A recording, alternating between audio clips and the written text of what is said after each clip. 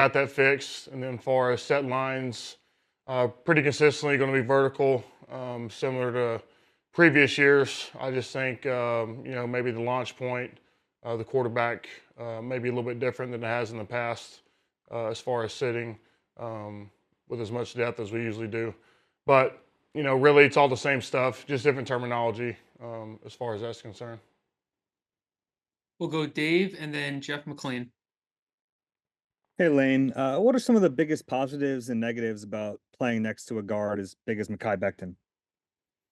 Man, he's just so long. He gets to the defenders really quickly. I just think with us, communication is probably the biggest, most important thing for us. A guy who's usually a tackle coming in to play guard, just making him feel comfortable, make sure that we're going in the right direction.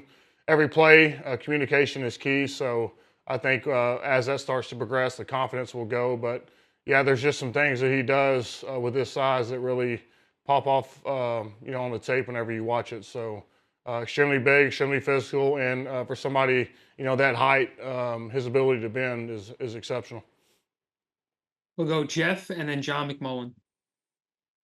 Lane, I saw that Jalen Carter lined up over you a few times, actually in a 2-point stance. What kind of issues may he present swinging outside? I guess similar to what Fletcher Cox did it a little bit over his career. Yeah, just somebody that big and strong.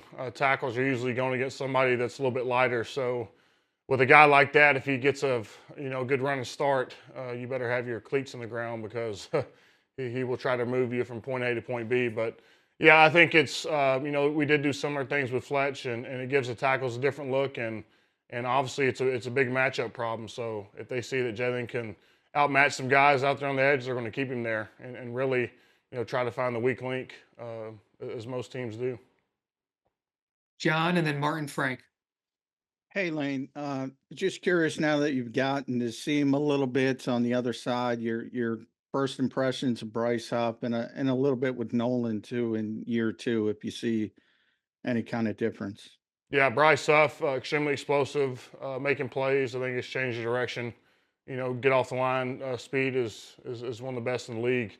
Nolan, has came in obviously, a few pounds bigger than what he was last year. So, he brings that physicality to even greater degree this year. And just, I think the thing that pops off in Nolan is just his effort every play. He's constantly chasing down guys from behind, making high effort plays that few guys will make. So, you can always win with guys like that. Martin and then Ed Kretz. Hi, Lane. I was kind of wondering, as far as you're concerned, like how soon or at what point do you need to know like who's going to be playing next to you as far as being ready for the season? I mean, obviously Tyler has the injury and, Yeah. Uncertain how long he'll be out. But as far as your comfort level is concerned, like when do you kind of need to say, all right, I need to know who's playing next to me?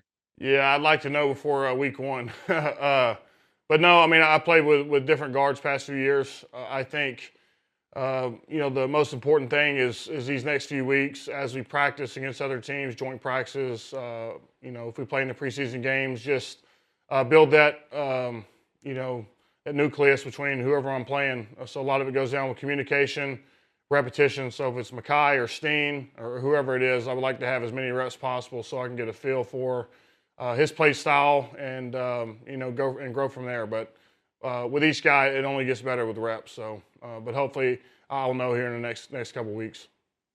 Thanks. Ed and then EJ Smith. Yeah, hey Lane. Sort of along those lines, as far as getting the cohesion and communication. You only have the one joint practice this year with the Patriots. Is it so? Would you like to maybe get a few reps in there live against other competition in the preseason? Yeah, I feel like usually we've had two joint practices past few years, and we treated those, even though we weren't playing in the game, those 2 days were game day for us. So, we do have the joint practice against the Patriots. So, moving from there, I wouldn't be surprised if we do play to do just what you said, to get that cohesion, to get some game reps, and to get it on film. All right, we're going to take these last two here, EJ Smith and then Bob Brookover. Hey, Lane, I know you mentioned in the spring that you were impressed with Mekhi being so comfortable at guard and just being able to transition to guard so quickly. I guess now that you've had a couple days to work alongside him, how much further along is he now compared to the spring? I think he's all in. I think there's certain plays that really pop off on the film with some of the stuff he can do, his attributes. But for him, it's all about being comfortable. I think with the new offense, it's all about communication up front. So as long as he's knowing his assignment and we're communicating back and forth and really all across the line of scrimmage, have as few mental errors as we can, and really glue on blocks, and I think we'll be fine. But definitely has come a long way since the spring. I've been impressed with him. Last one here for Bob. Hey, Lane, you guys obviously had a good running game with Miles and with DeAndre last year. What does Saquon maybe bring to another level that you've been able to see? I know it's only been a short period of time here, but what do you think he can bring and maybe take the running game to another level?